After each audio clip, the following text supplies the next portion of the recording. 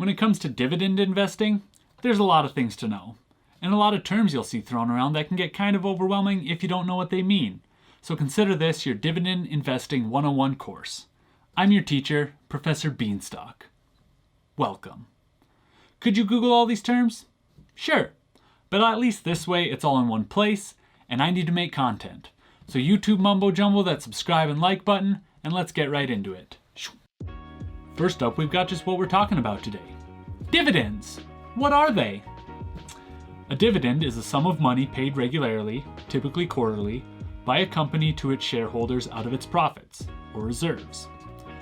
Basically, if you own a share of a company that pays a dividend, simply for holding on to that stock, they're going to pay you a little chunk of change, kind of as a thank you. And so you keep investing in them. Next up, we've got the almighty dividend yield, which is, displayed as a percentage, the amount of money a company pays shareholders for owning a share of its stock divided by its current stock price. Let's take a look at AT&T, for example. This is really easy to find on your brokerage for any company. Just pull up that company's page, find the little stats section, the high for the day, the low for the day, the 52-week high, 52-week low. We're looking for this little section down here which says dividend yield. And as we can see for AT&T, it's currently 6.90%. So if we take that 6.90 as a percent, you take that times the current stock price, which is currently $30.21, and that gives us $2.08, and that's how much you're getting paid per year for the dividend. Now, since AT&T pays a quarterly dividend, we divide that by 4 to get 52 cents, which is per share per quarter if you own a share of AT&T. Dividend yield.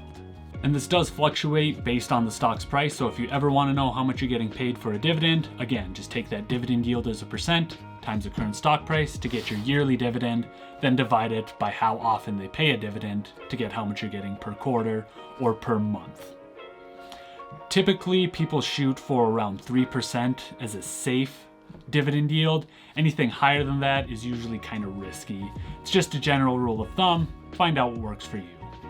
The next important metric to know is the payout ratio, which is a financial metric showing the proportion of earnings a company pays shareholders in the form of dividends, expressed as a percentage of the company's total earnings. So if a company has a payout ratio of 50%, they're paying half of their earnings to the shareholders in dividends. So if they make $1 million, they're going to pay $500,000 in dividends. Again, this is important because if a company's payout ratio is too high, say if they have a 100% payout ratio, they're paying all their earnings to their shareholders. That might be good in the short term, but in the long term, you really can't sustain that. So a good metric that people go off of is around 60% or lower, obviously. 60% is kind of, again, that baseline safe payout ratio. Companies might also issue a special dividend, which is a dividend just outside of their typical recurring dividend that they pay. This usually happens for some major event. They might have sold certain assets and are just giving back to their shareholders as kind of a nice little bonus. These are pretty rare, so I wouldn't expect them from a lot of dividend payers. I only have a couple in my portfolio that actually do pay them, but again, it is a nice little bonus when it does come in. We can't talk about dividends without talking about the Dividend Aristocrats, which are companies that not only have consistently paid a dividend, but they've been increasing that dividend for 25 plus years. I'll leave a list right here of some of the examples, but I'll link all of the Dividend Aristocrats below. Personally, these are some of my favorite companies to invest in because I like that consistency and I think it's a really solid base to start building a dividend portfolio. As of 2019, there were 57 Dividend Aristocrats. Not only are there Dividend Aristocrats, but there's a whole nother level on top of that, which are the Dividend Kings, which are dividend payers that, again, have been paying a dividend consistently. Instead of 25 plus years, though, they've been increasing their dividends for 50 plus years.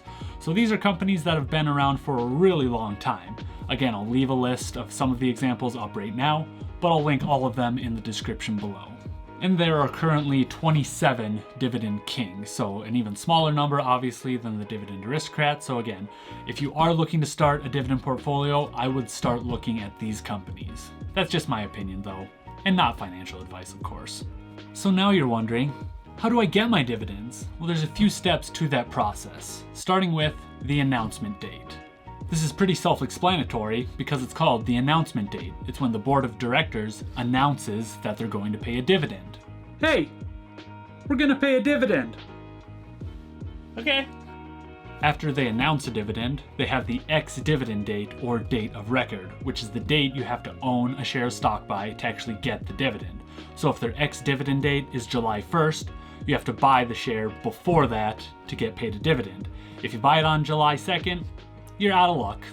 You can find this super easy just by Googling the company's name with dividend. I like to use NASDAQ.com because they have a super easy to read chart that shows all the past dates that they've paid a dividend, so you can kind of plan and get a gauge of when those dates are.